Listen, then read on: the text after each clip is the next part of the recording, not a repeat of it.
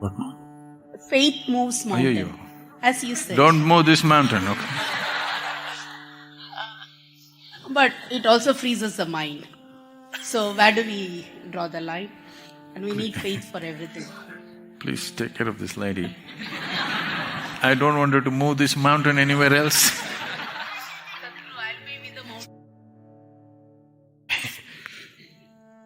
People who visit the ashram, sometimes I meet them somewhere and they come and say, "What a beautiful place you created." I keep telling them, I didn't make the mountains. Because that is the most beautiful aspect of the ashram is the mountains. So don't move it, please. Moving a mountain is a crime. In many ways, faith has been a crime on this planet. The worst kind of crime has happened in the name of faith. Yes. Moving a mountain is definitely a crime. You can move somewhere, don't move the mountain. So it may move the mountains, but it freezes the mind for sure. When we say faith, we have completely misunderstood what faith is. It's become a belief system. You believe something and you think you're in some faith. The way the word faith is being used today is a certain set of beliefs is a certain faith, another set of beliefs is another faith. In that context, this quote. If you just believe something hard and fast, because either you're born into that culture or somebody has really worked upon you, or some other compulsion has made you take to it. The moment you believe this is it, then there's no need for your mind. Mind is a tool for exploration, not for drawing conclusions. Unfortunately, most people are using their mind to draw conclusions. This mind is not about drawing conclusions, this is a tool for exploration, that you can continue to look at life in deeper and deeper ways, in more profound ways of experience and knowing. That's the significance of the mind. If you had to just draw conclusions, you don't need such a complex structure of mind. You don't need it. Now, the disease of doubt and suspicion, you try to fix it with faith. No. Just have to refine your logic. You have to refine the nature of your mind, that you need to understand that there is a way to be in this world without taking any position. That's why the postures, yoga postures, you understand? To twist yourself this way, that way, because to understand that I don't want to take any particular position in my life. I'm not stuck this way or that way. I want to know life from every possible direction. Every possibility that this life is, I wish to know when I'm alive. So if that has to happen, you need a flexible mind, a mind that has not taken positions, a mind does not believe or disbelieve something. See, do not think disbelief is an option.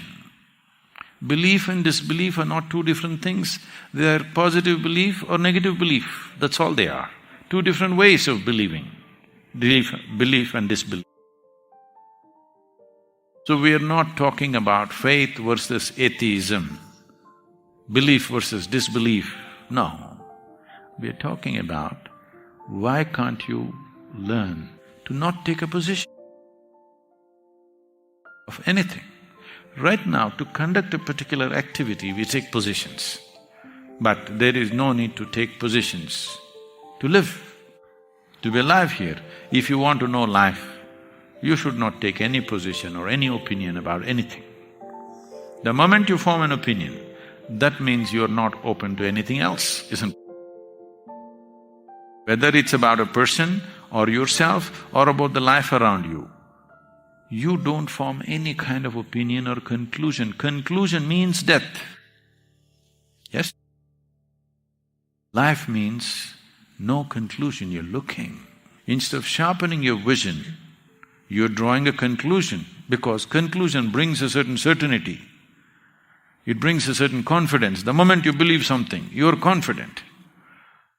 Confidence without clarity is a disaster.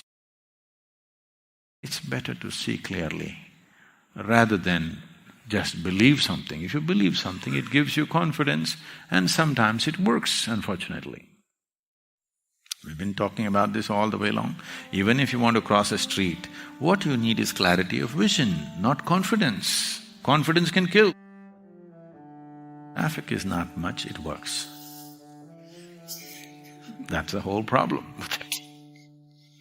Yes, the traffic is not much and it's not fast. Then it works, and now you think it works, you apply it everywhere, you'll get hit. You don't need confidence. If you just give up your need for confidence, you're okay being here, not knowing anything. Actually, you don't know nothing. Please look at… You really don't know anything about the nature of this existence, isn't it? Yes or no? You don't know when this entire solar system is going to fall apart. Maybe it's tomorrow morning. Do you know? Do you know whether it is going to fall apart tomorrow morning or not? Do you know?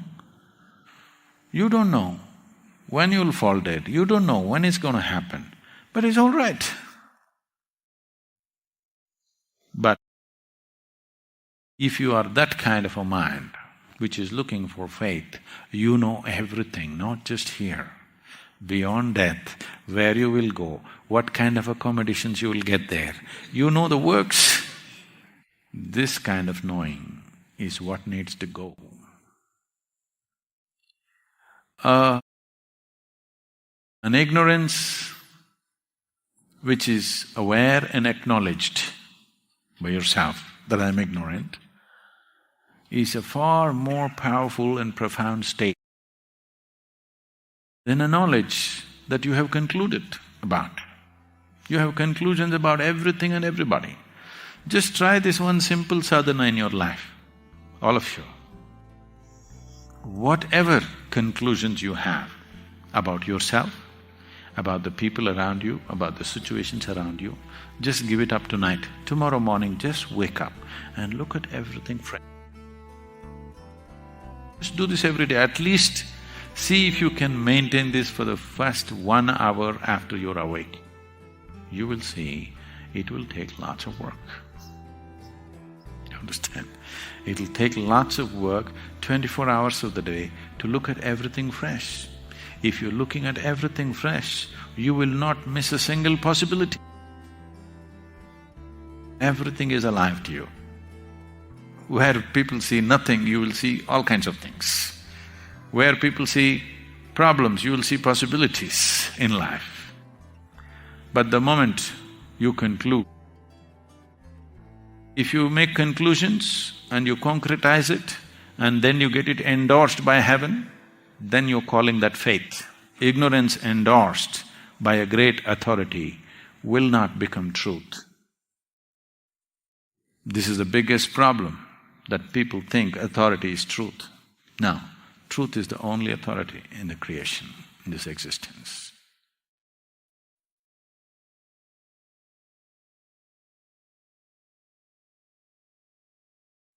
So, this breath, or what conducts the breath in yoga, we call this the kurma nadi. You know what's a kurma? Not kurma, kur. No, I saw some tongues. Kurma means a turtle or a tortoise, an amphibious creature. It's in the water, but it can also venture out. So, you can become an amphibious creature if you master this kurma nadi. That means you're in the body, but you can be little outside the physical nature, because this is your desire. Your desire is not to leave the physical for good. You want to be rooted in the physical, but you want to have a taste of what is beyond. This is human desire always. In trying to see everything that you're doing, please look at this. Whether you are going out to conquer the world, you get married, you bear children, you do this, you drink, you go to temple, you drug, you do whatever the hell you want. Essentially, all that you're looking for is, you want a bigger experience of life, isn't it? Yes or no? The only way your life's experience can be enhanced is by expanding your perception. If your eyes can see something that it cannot see right now, your experience is enhanced. If your ears can hear something that you cannot hear something right now, your experience is enhanced. In like this, if your perception is enhanced, only then your experience is enhanced. Otherwise, you're only going on imagining things within the limited data that you have already gathered. Yes? The only way to enhance is to expand or to come out. So Kurmanadi, this breath is referred to as Kurmanadi because if you use it properly, you can become like an amphibious creature that you can be in the body but you can venture outside. This is like a rope. Let's say we pull out your breath right now. If I take away your breath, what will happen? You and your body will fall apart. Right now in your experience, you are the body sitting here, but this rice and Chintataku and Gomakura, everything is gathered up here and sitting here, yes or no? Yes. It's food that you've eaten. Is this an accumulation? Do you understand this is an accumulation? What you accumulate can be yours, can never ever be you, isn't it? Yes? I can say, this is mine, this is mine, this is mine. But if I say, this is me, this is me, this is me, lost it, isn't it? Whatever you accumulate can be yours, can never ever be you. So the moment if I pull the breath away, then you and what you have gathered will fall apart. You and your body will fall apart. Or in other words, it's the breath or the Kurmanadi which ties you and your body together. When we say Kurmanadi, we're not just talking about the passage of air. Right now you're incapable of experiencing the breath in the sense, see right now if you watch, you think you're watching the breath, no. You're only noticing the sensations caused by the passage of breath. You're not capable of knowing the breath itself. So the breath or what sets up this pattern, what directs this pattern, that we are calling as Kurmanadi.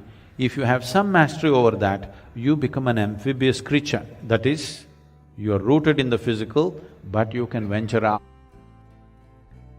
If this much freedom arises in human life, suddenly you know there is another possibility, that there is something beyond physical nature.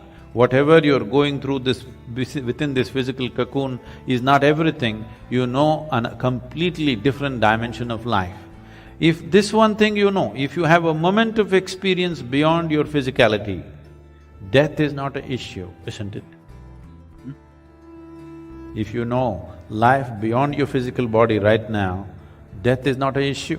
Death is a big issue because you know nothing beyond the body. When they threaten to take it away, there is terror in people simply because everything that you know is going away. If you knew something beyond the body, suddenly this would not be such a big problem. And it is not a problem. It is a solution for all our problems that we are mortal. If you are here, let's say next million years you're not going to go, that is a problem, isn't it? We must live our span and we must go, that's a good thing.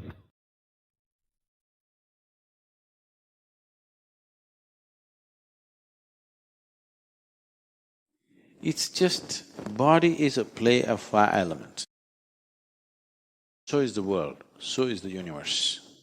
Everything is a play of five elements.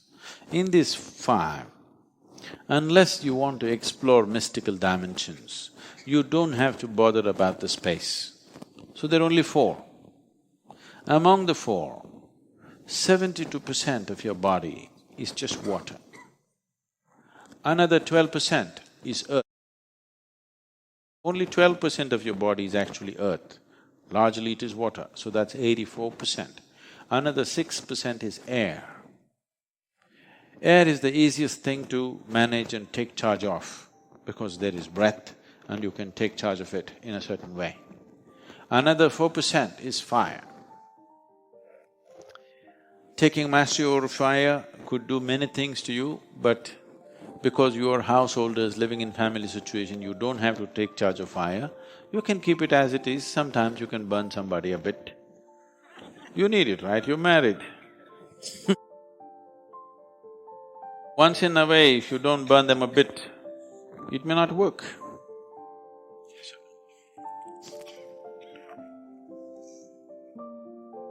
The remaining 6% is space. You don't have to bother about that unless you want to explore mystical dimensions of the existence. To live well, 4 elements is enough. 5th one is not relevant for people who just want to live well. It's very important. Because every substance, all the 4 elements have memory. Particularly earth and water have a very strong sense of memory. Today, modern science has explored this in a big way and they are proving to you that water has tremendous memory. Particularly about water, much research has happened. If I go to a new place, something sensitive, something important, if I go, I don't go and talk to the local guide. I'll just look for an unbroken rock, something that's not been touched and broken. I just go and sit. I know everything about them because there is a phenomenal memory out there. So with water, and water behaves in a certain way depending upon what type of memory it carries. It's from this, people are going to consecrated spaces or temples and dying for a few drops of water because the water has the memory of the divine. They want that water to get into them, that's what tirth means. Tirth means water which has the memory of the divine. You want that water which has a good memory to go into you. So, always your grandmothers were aware of this. They told you if somebody gives you water, first you must look at their face, not what they're giving you. Somebody gives you something to eat, don't look at the food, look at the person. How are they giving it? They need not chemically poison this. Just with the emotion and thought, things can go bad. So this is no more a grandmother story. This is scientifically proven now that this happens, that water has memory. You can either turn this sweet or make it bitter with your rubbish. If you can cause sweetness and bitterness for the water which is in this tumbler, can't you do this to the water that is here? So if you just make the waters within you sweet, you will become 72% okay. Okay? Another 12% of earth if you do, 84% you're doing great. Air, if you maintain it, 90% you're doing great. Fire, if you want to purify, it's much more work, it takes much more to purify the fires in you. Fire is in different ways. We call this there are various aspects of fire. There is reproductive fire, there is digestive fire, there is mental fire, there is heart fire, and there is inner fire. There are 5 dimensions of fire. These 5 are difficult to work for ordinary people, it takes a lot of discipline. But the 3 can be worked at. The reproductive fire, the digestive fire, and the mental fire can be worked at very easily. Very easily means with little effort one can do that. The other 2 will take much more to work. If you just purify these fires, then you are no more an ordinary person. You're not just a healthy, happy person, you are much more. Because once you have mastery over the fire element in you, then you're touching the space. You're just one step away. Suddenly, you are not just an ordinary human being. You are not just happy and healthy human being. Something else is burning with you, which is not… most people in the world will never know. or till now they have not. Our objective is everybody should know it. If you took charge of the fire in your groin, the fire in your belly and the fire in your mind, how many miraculous things you could do with this life, how much mastery you would have, and how well you could live, how consciously and how much by choice you could live, rather than be a slave of compulsiveness, isn't it? Yes? This is not about denying yourself this or that. This is just about everything happens by choice for you, not by compulsion. So, taking charge of the elements is the most fundamental form of yoga. And all yoga, whatever kind of yoga, everything is an offshoot of Bhuta Shuddhi. Either it is on the track or it's gotten distorted, but everything is an offshoot of this.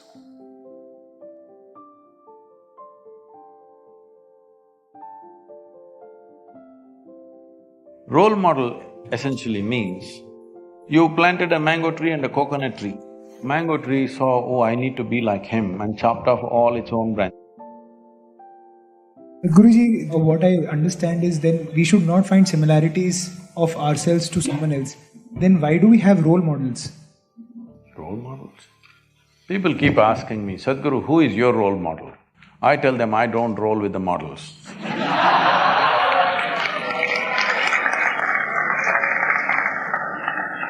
You see all these things you're picking up from Western cultures. Here we never created a role model. Just look back on this culture and… This is about constantly striving to evolve yourself. Role model essentially means you planted a mango tree and a coconut tree together. Coconut tree went straight up and tall. Mango tree saw, oh, I need to be like him, and chopped off all its own branches and left one like this. This is going to be a lousy mango tree. Yes? You don't need a role model. The thing is, we are trying to drive people, young people especially, with either carrot or stick. Offer them something, otherwise beat them a little bit. This is like being a circus monkey. You want the circus monkey to do tricks, you give it a banana, it will do trick and again it'll sit like this. Again you have to hang another banana there, otherwise it won't do.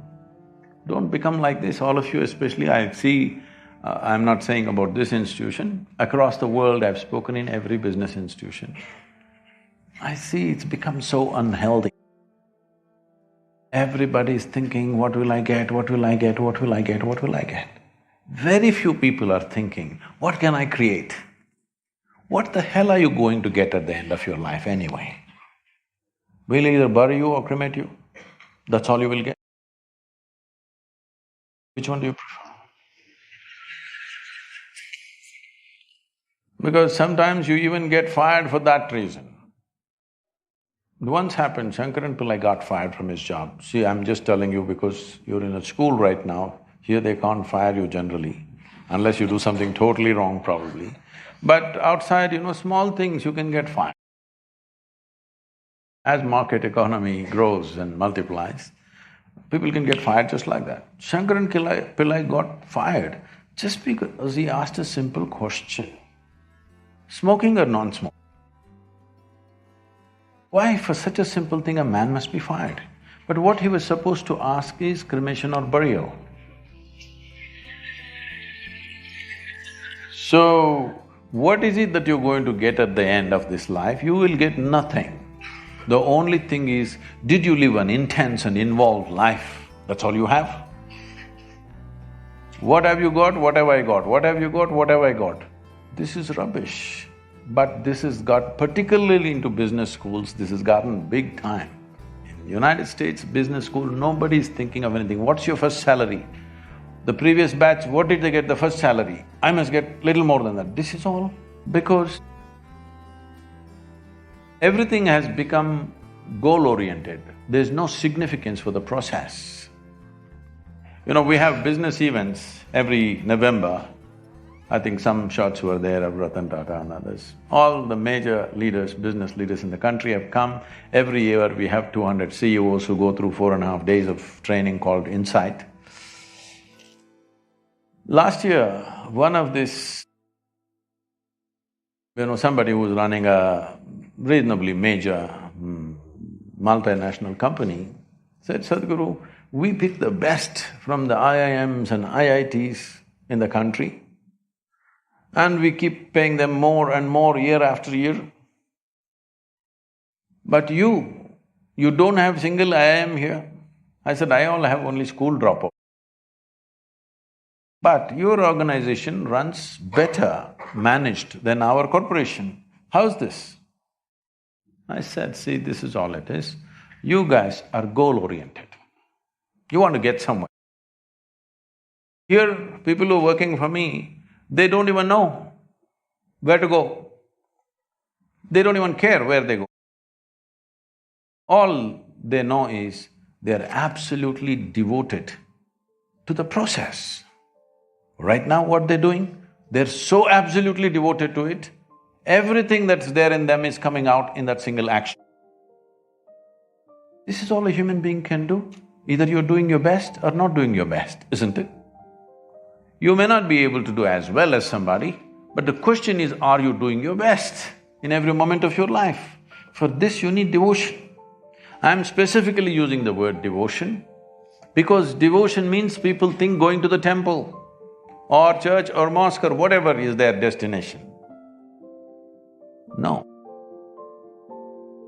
You tell me, has anybody in any field of activity, either sport, music, art, business, spirituality, politics, whatever, has anybody reached any significant states of achievement without being devoted to what they're doing? Have they? Has anybody gotten anywhere, I'm asking? Mediocre nonsense they've done, they maybe got more and more salary, but they did not do anything significant. So you have to decide whether you want to live a mediocre life or you want to live an intense, beautiful life. Because life is only in its experience, in not what you possess. Life is only in the way you experience it, not in what you have. What you have will mock at you after some time. If your experience is not good, people can live in a palace and be terrible. So, what you possess is not at all the point. How you experience it, everything is the point, isn't it? But right now, the entire world has gone towards this direction. You young people must change this. The intensity of your experience is more important than the immensity of your possessions, isn't it?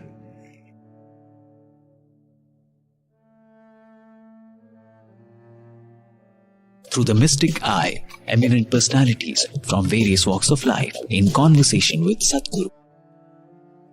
This week's episode features Justice Jasti Chelameswar in conversation with Sadhguru as they explore the pressing issue of corruption and reviving the national spirit in India. Mr. Chelameswar served as the additional judge of the High Court of Andhra Pradesh. In 2007, he became the Chief Justice of Guwahati High Court and was later transferred as the Chief Justice of Kerala High Court. In October 2011, he was elevated as a judge of the Supreme Court of India. I suppose so long as human beings being what they are and the society is what it is, there are certainly bound to be certain things which are right and certain conduct which is right, certain conduct which is not right. I don't think anybody would contribute to the proposition that corruption is right from any point of view. Let me tell you. Somebody who is sitting in a public office making money using his office. Let me tell you. Yep. You're calling it corruption. I have had the unfortunate privilege of sometimes moving closely with the people whom you consider corrupt, okay? All right. And you will be amazed. You will be amazed. And initially it was shocking to me, but when I really look through them, I see the reasoning. They don't think they're corrupt. I'll tell you. They don't think they're corrupt, they just say, everybody would do the same thing. I got the opportunity, they don't have the opportunity. So they're only complaining that they don't have the opportunity. So what is corruption, what is not corruption itself is not defined. I'm not trying to give a escape route for all these people who are doing horrible things to the nation. So the only thing that can fix this country in terms of corruption is, we need people who have a huge passion for this nation.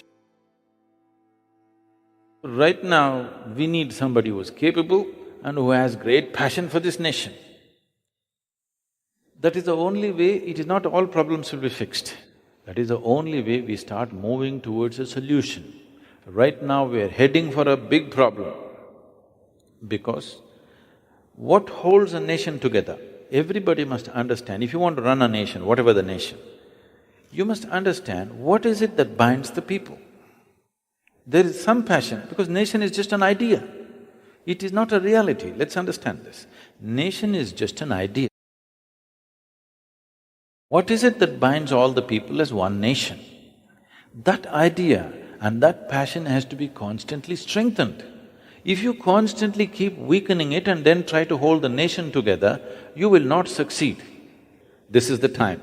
This generation of people have this responsibility that if we do not change the trajectory of this nation the way it's going right now, there will be no one India in another 50 years' time. It may not take 50 years.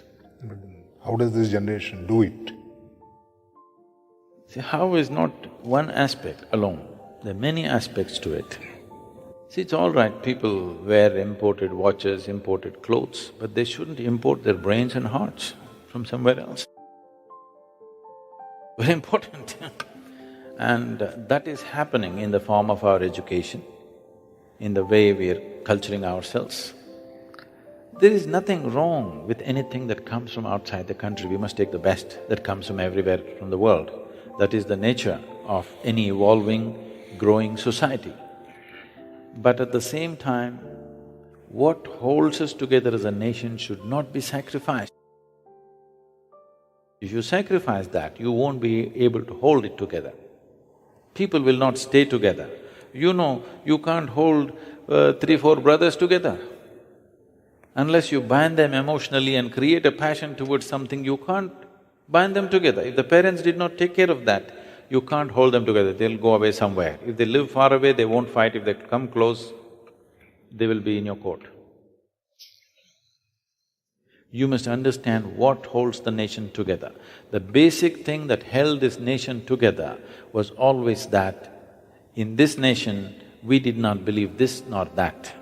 Only thing is, we knew we have to become free.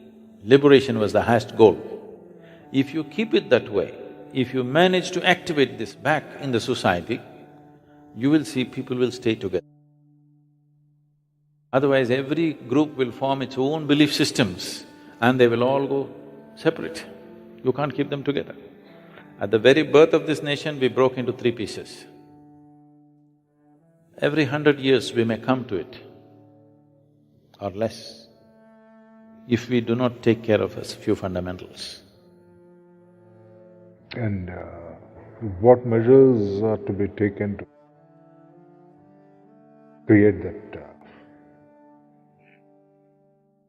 atmosphere where people work towards that goal? It's best that what you're strong on, you build on that. You don't try to build an America, an United States of America and India, it's never going to work. You build an India in India, a strong, powerful India you can build. The North American people are there the way they are because they came there for a different reason and they came together for that reason and that reason is working for them. Here it's not like that. This is a completely different reality. You're trying to superimpose another reality upon yourself, that will not work. This is not against anything. This is not for anything. I'm speaking English language, I'm Thai. So I'm not against anything for that matter. But I'm for that which works, I'm against all those things which do not work. Why do you want to invest time and life and people's lives in things that do not work? We clearly know.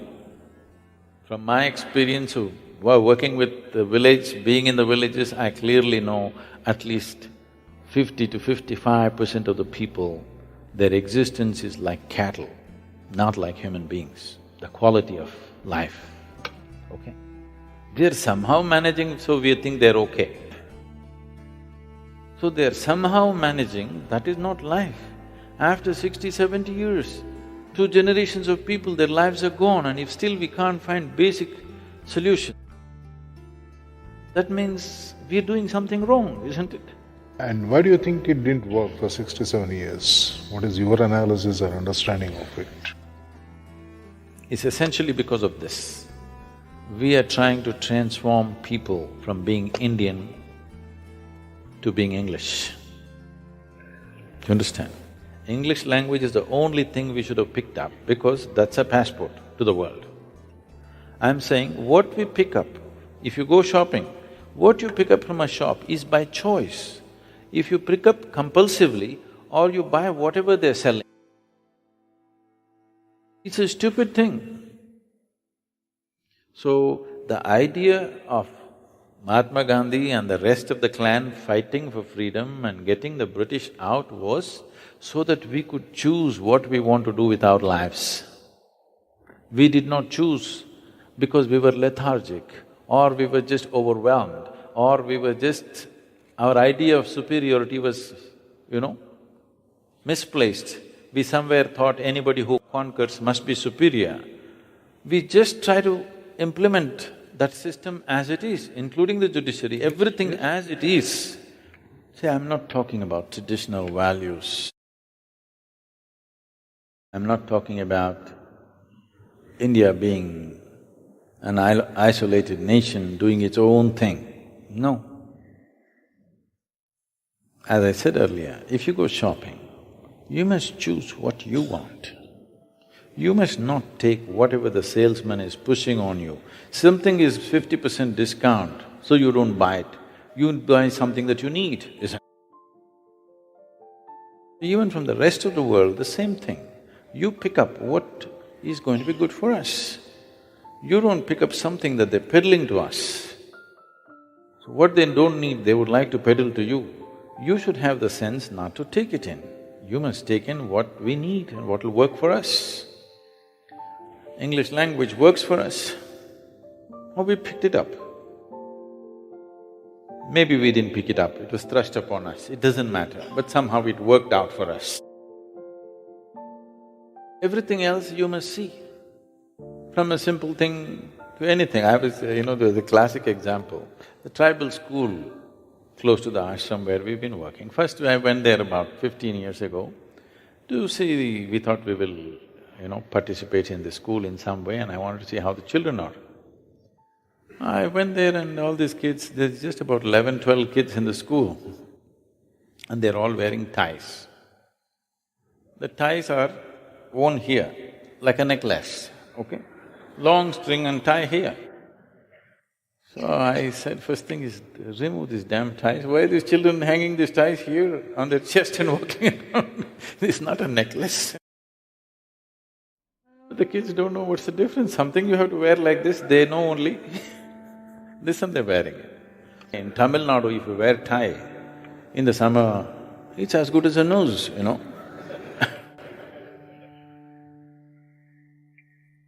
So I'm saying from something so simple, what food to eat, what is comfortable in tropical weather, what is the best thing to eat, what is the best thing to wear, is something that we have to look at, isn't it? You just don't have to imitate somebody simply because they managed to conquer you. They did not conquer you because they were superior people. They had gunpowder and you didn't. That's all.